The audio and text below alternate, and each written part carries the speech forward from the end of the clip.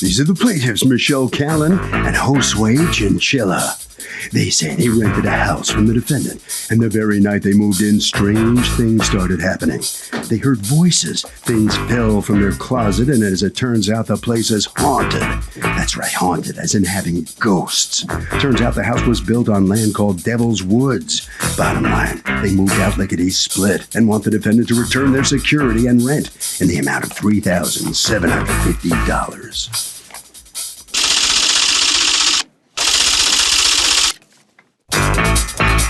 This is the defendant, David Semanchak. He says the plaintiffs complained of a loose light and some blowing curtains. Then all of a sudden the place is haunted. They never gave the landlord the opportunity to fix those things, have tarnished the property's reputation by making false accusations of it being haunted by ghosts. And if anyone's owed money, it's him. He's accused of being a real ghoul.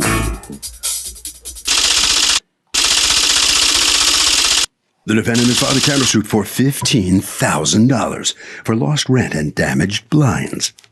All parties, please raise your right hands. Be seated. Come to order, please. Litigants have been sworn, Your Honor. Thank you, Douglas. Welcome. Okay. Michelle Callan? Yes. And Josue Chinchilla? Yes. You are suing Dr. Richard Lopez, and he has a representative here, David Semanchak? That's correct, Judge. Okay. For $3,750, the return of your security deposit and realtor fee that you feel you are entitled to because they have breached, I guess in your eyes, a warranty of habitability. Because according to you, the place they rented to you is haunted. That's correct. Okay. You have a counterclaim against them for $15,000 because according to you, they owe the remainder of the lease for leaving early, and you are unable to re-rent it and mitigate your damages because according to you, they have made it now so that nobody wants it. Theoretically, Judge, yes. Theoretically? Yeah. Good. Well put. All right. Talk to me. What's going on? Okay, we moved into the home on March 1st. And there were two children who also moved in? Yes. How old are the children? 6 and 14. 6 and 14. And are they both your children? Yes, they are. Okay. So you move in and what happens? Well, the first night we moved in, a bag had fallen from the closet. Didn't think anything of it. Second night, 10 of my jeans fell down from the top of the closet onto the floor. The next night, a shoe fell out of the shoe rack that we hang behind the door. Just got thrown onto the floor out of the shoe rack. And on Thursday, a towel got thrown next to us onto the floor. And what are you two saying to each other while this stuff is going on? At first, we frightened, startled by things getting thrown, but didn't think anything of it. Well, what were you thinking? I mean, you had to think something of it. We were trying to rationalize, okay, maybe the bag was on the edge of something. Maybe the jeans were just too far on the edge. Maybe the shoe was just hanging out of we were trying to rationalize, basically, the first, few incidences. Then a week later, when the towel got thrown, we said, okay, something's not right. Something, we didn't know what was going on. We're still trying to rationalize, but. So we put the lights on, and that night we were startled, slept with the lights on in the house. And the next night, we were actually afraid to go into the house when it got dark out the next night. We had called my best friend to come over. And why did you call her? We were frightened. What kind of friend are you? Okay, you called her. Why? We were afraid to go in by ourselves. What was she going to do? That's what she said. Well, so why are you calling her? I don't know. For moral support. Moral support? Yeah. Okay, go on. So we all go in the house and we decide we're going to say some prayers, with holy water. So we go from room to room. And at this point, we get a mop and a bucket too. We decide we're going to cleanse the house and clean, mop the floors and cleanse the house as we're saying the prayer. So me and him. That's what we call in Spanish un despojo. Right? A little exorcism. Okay. So we're saying the prayers, and she's just following along with us. Are you a religious person? I'm Catholic, yes. Okay. Do you practice? Like Catholic, like cafeteria Catholic or Catholic? You know, I'll pick this, I'll pick that, or like, you know, every Sunday or? Not every Sunday. Okay, no. go ahead. Okay, so we go around the house and I'm mopping and I'm saying the prayers and with the holy water, and my friend Jill's not praying. It's just the two of us saying the prayers. Wait, that's a friend who you picked to come? Right. Who are the two who are saying the prayers? You and Josue? Yes. Okay, go And on. she just has the cross on, a big cross with Jesus on it. She has the cross on. Okay. And so, you know, for protection. We all said a prayer before we went in there. Guardian angels, please protect us. This is serious. We were scared. Okay.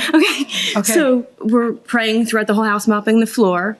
We're like, oh, good. Whatever was here is gone. We didn't hear anything for a few hours. This is great. It's gone. We cleaned it out. It went to the other side. Then all The of a other side sudden, of what? You mean the other the side? other side. We thought it was afraid to cross Okay. over. Yeah, the other side. So we thought, okay, it's gone. It crossed to the May I other ask side. you a question? There's a lot of these shows, you know, crossing over. Paranormal And kind of paranormal like that. Do you watch those things? I didn't prior, no. Now you do? Yeah. Okay, go on. So then we're like, okay, good. It crossed over. We haven't heard anything in 2 hours. This is great. So then we hear a bang from the basement. Oh, it's back. And my friend Jill says, I feel like it's coming back, and it's coming back worse now. So Jill, yeah, she felt it. She just felt like it was coming back. And then her cross ended up, she was watching the cross as we were praying the whole time, through every room watching it. When we get to this one particular room in the basement, she looks down. Her cross was actually turned over. 2 days later, she lets me know she has handprints, bruise prints on her legs. Okay, time for you to stand up. Can you switch with Sure. Josue again? No, you No, can you're stay good. where you are. Okay. Switch with Josue. Josue. It's easier. Hi. What? I know. Okay, so I was a skeptic with all this. You know, I was trying to say it's a 1959 house. You know, it's the boiler. It's this. It's a very nice house. I was actually trying to convince them to stay. So, like she had said, I went to the house that night. They were praying. I was kind of laughing a little, I admit. I was wearing a cross, and I happened to be looking down on it in every room I went to. And we had gone down. Why? Why would you look down? I could I- barely see my cross, if you know. I just happened to be looking down at it. I went into the basement. I looked down and it was fine. They were doing the holy water, and I looked down and the cross was turned around. And I go, guys, you know, the cross is turned around. So I actually flipped it the right way. I was trying to jump all around like crazy to see how or why it would turn around, to debunk a theory, I guess. And it wouldn't turn around. For me, it was inexplicable. So she had left that night. They went to a hotel. They were too scared. Handprints. Right. That's a. When I woke up the next morning, my legs on the top were hurting really bad, and I saw like fingerprints, like the round parts of fingers. It looked like a man's fingerprints, big, dark. And I looked on the other side; it was identical on both sides, the fingerprints. That really scared me. I had called her immediately that day, but she When you didn't- say you saw handprints, what color were the handprints? I'm not sure. in bruises, bruised form, You had yeah, bruises. on both sides, Isn't identical. it possible that because you were freaked out about everything? Maybe because in I your wasn't sleep- praying, the cross had turned around. It was Okay. I don't know. I mean, you might have slept a it was little fitfully inexplicable that night. Okay. So yeah, no, nobody touches me. I don't have a boyfriend or anything. I was thinking about you and fitful sleep. There's nothing that touched me that could have possibly done those things. I don't What about exercise you? or anything. What about you? No. In your sleep. To put that kind of bruising, it's completely inexplicable to All me. right. Can you switch back I with just swap him, back, please? please? So You can have a seat. when do you say to yourself, we're done, we're out of here? So that night at midnight, we left, check in the Holiday Inn at 1:15 a.m. And then You've Saturday. never been back. We went back Saturday. You went back to move out, but you've never slept there Oh, again. no, we slept there Saturday, the day after. You did? We did. But we were frightened. That's the night I saw the apparition. He You felt saw what? An apparition. An apparition? Right. Okay, tell me about that. Like a black shadow, kind of. And I thought it was like someone standing there. I had to look twice. It was at the bedroom door. It tapped him that night. It tapped the TV. It moved the bed sheets. Move the bed sheets, tell me. Yeah, like pulling it out from under me. It was pulling out the bed sheets, and then it tapped me three times on my arm. I didn't tell her because I didn't want her to get freaked out because we were trying to support each other through this night. So I didn't say anything until the next day. So the next day comes, and that was it. We checked into the hotel. I went into Dr. Lopez to advise him of the situation. Dr. Lopez is your landlord? Yes. Okay. He said he would sleep in the house for 2 or 3 nights, that he had no problem sleeping there to witness this stuff. So then Tuesday, I called Dr. Lopez on the telephone to ask him if he wanted to come over to experience this stuff. We were hearing the voices and different experiences. What voices were you hearing? We had my daughter's computer with Tango. It's like Skype. We had it connected with my cousin's computer because we had left the house at that time. We still have the video. We have video of that. Voices. You have video? Voices. Yes. I would like to hear that. You want to hear it? Yeah. Okay. I want to hear it right now. Okay. Plaintiffs want to undo their lease because they insist the house is haunted. It was built on a place called the Devil's Woods. They even tried an exorcism of sorts. Let's listen. Have you heard this? No, Your Honor, I haven't heard any of that. Okay. When you're up, ready? It's up. You're going to hear it says, "We don't care." It says, "We don't care." It's coming up.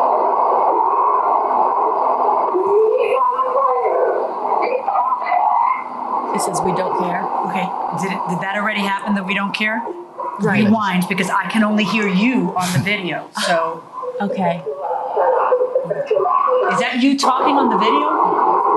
They asked it something, yes. Oh, I'm sorry, the what? They asked it something. Do you need Who proof? asked it? Stop. Press stop. Press stop. I'm not understanding what's going on. Okay. What is this? This is a Skype your daughter's Right. computer has open. Who is doing the, well, don't turn it off. Well, I was gonna Who bring it is back. doing the asking? Okay, my cousin. At another place? Yes, my cousin and my aunt were monitoring the house through the. So they are asking through Skype what? They're asking, do you need a prayer to go to the other side? Do you need? They're speaking to it. They're speaking to it. Gotcha. Okay.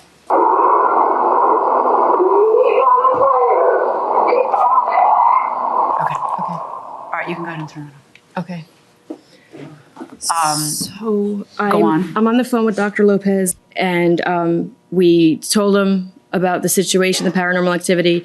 He said, although he doesn't believe in it, he understands it. So he says, so what do you want to happen at this? What do you want to happen? We asked him if we just want to get out of the lease.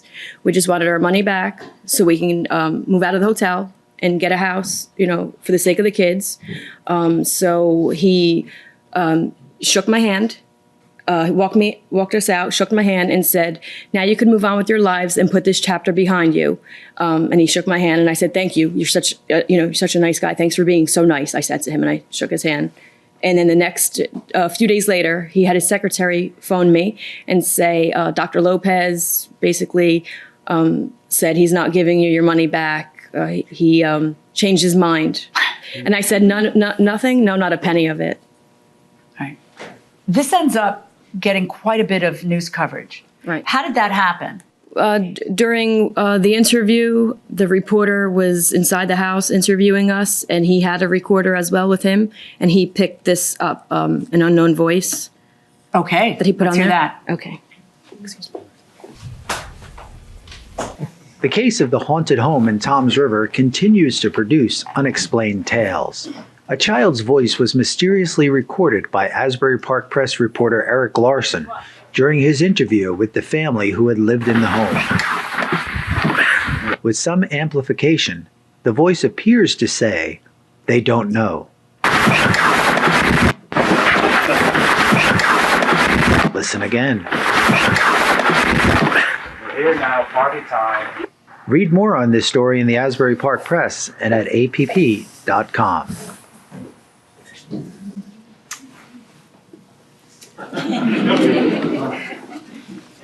Your Honor, I have David Szymanczyk on behalf of Mr. Lopez, the defendant in the case, and cross-claimant. Judge, I have a copy of the original lease that was signed. Let me see what you've got. Hand it to Douglas, please. It's a standard type of landlord-tenant contract. The provisions are as any other landlord contract would be. That is, the tenants pay us a monthly fee, and we provide them with a clean home that provides them with quiet enjoyment. It sounds to me like the quiet enjoyment aspect is what the tenants are complaining about today. Frankly, I do believe in spirits. I'm I'm a Now Christian. it's gotten interesting. I'm a Christian. I go to church on a regular basis. And I know right now that there are spirits in this courtroom that we don't see, but I'm certain of that.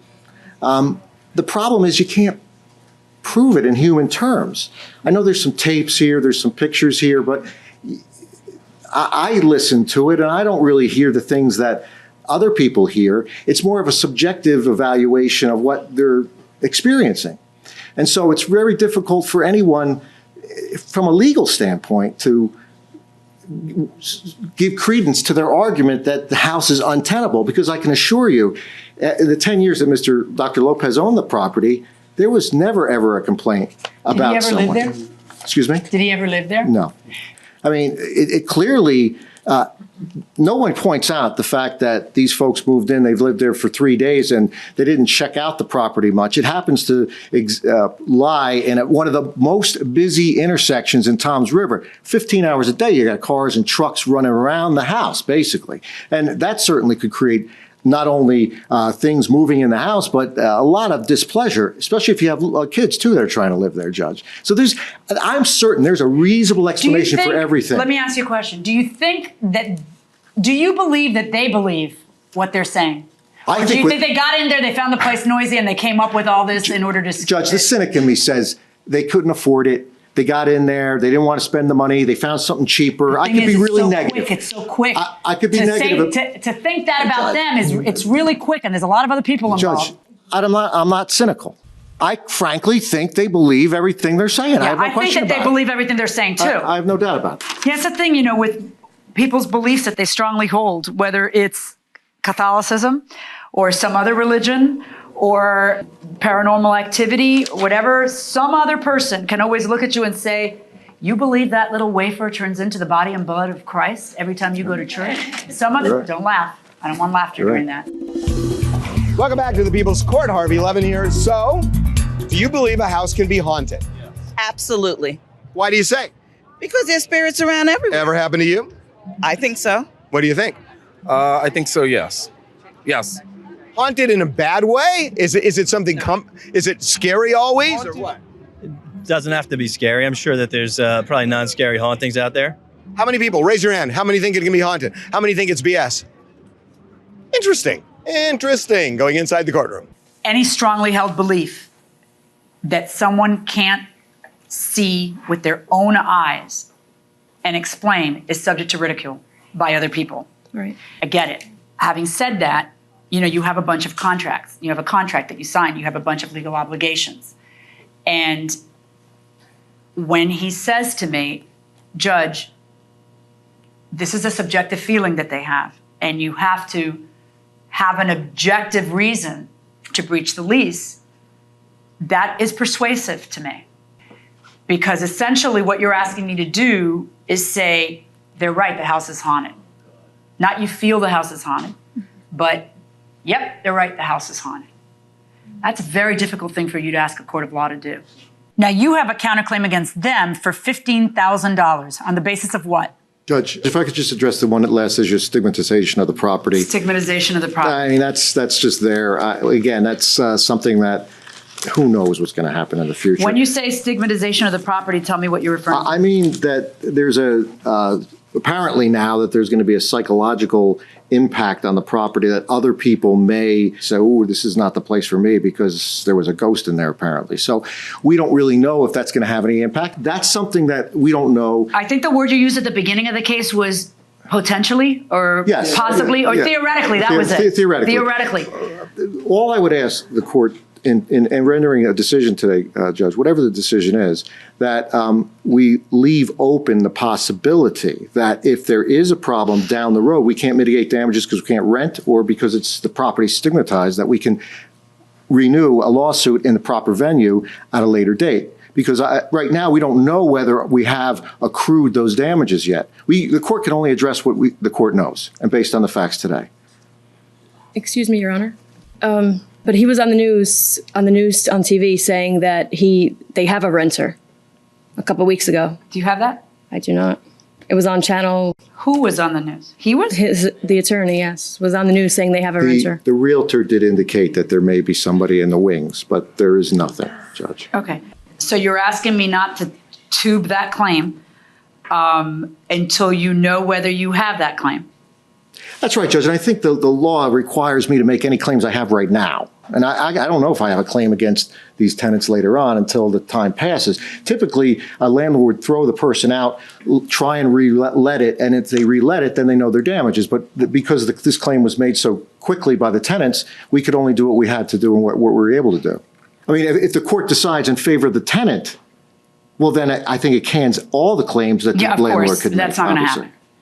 I'm not going to rule in favor of the tenants. I would literally have to be finding that the place is haunted to rule in favor of the tenants. And please understand that I'm not ridiculing you in any way, shape, or form. I cannot rule that as a matter of law, the place has an objective problem that it renders it uninhabitable. I just can't on these facts. No court's ever done that. I'm not going to be the first. This is a very subjective thing. Now, unless I find that you have a right to breach, that is, unless I find that the place is haunted, unless I find that you have a right to breach, then that means that you don't have a right to breach, which means that you would then be responsible for your lease. Now, as of today, your lease obligates you to pay 3 months' rent or $4,500. So far, you've paid $3,750. But he is suing for the whole remainder of the lease. And there is an obligation in the eyes of the law to, quote, mitigate your damages. That means that a landlord has to go out there and try to re-rent the place. It sounds like, from what you told me, if they're saying that they're trying to re-rent the place, okay? You have paid them $3,750 already. If they're entitled to $4,500, then that means I'm finding a judgment in favor of the defendant in the amount of $750. On the defendant's counterclaim against you, what he's saying is, because you went to the press, you have potentially created a situation where we can't re-rent it. But I don't know, Judge, if we can re-rent it or not. We might be able to re-rent it tomorrow, and that's moot. But Judge, please do something that judges do have in their power, which is to sever that count or dismiss it without prejudice, really is what I'm going to do. Dismiss that count without prejudice for him to raise it again should it turn out that they feel they have a valid claim on that. And if that's the case, bring it back here. I'd love to hear it. Very good, Judge. But if you come back here, you and Dr. Lopez best have slept there one weekend at least. Very good, Judge. God bless you all. Thank you. Good luck. Honor. Thank you. So the plaintiff leaving the courtroom first. Come on over here next to me. Tell me first, what's your reaction to the verdict coming in? Speechless. Don't know how Dr. Lopez can live with himself and go to sleep at night knowing that he's put my 2 children through hell. And we're not asking for $1 million. It was just for the money that we had given him. How has this whole experience changed you folks? Are you more aware of noises, bumps, everything? Do you fear ghosts or what? No, we feel safe in the hotel. But in the hotel? Yeah. 2 months in a hotel with 2 children in one room. We've been going through hell. Mm-hmm. So. All right. Well, good luck. Good luck. Thank you. All right. Head right down this way. All right. So go on down there, follow her. And all right. So you come on out here, and what's your feeling about the judge's verdict? It's correct. It's by the law, basically. I mean, I always say to people, it's just the facts. Prove it. Will you accept her invitation to live in the house for a weekend? I'll have to talk to the doctor about that one. Would you be open to that? Might have to do that. Might be a changed man when you come back. You never know. Who knows? Harvey? Okay, the bottom line here is in order for the plaintiffs to win, they have to prove that there really are ghosts, and the judge has to believe in ghosts, and it's not going to happen with the judge. It might have happened with me, though. That'll do it for this case. Litigants for the next case on the way into the courtroom right now.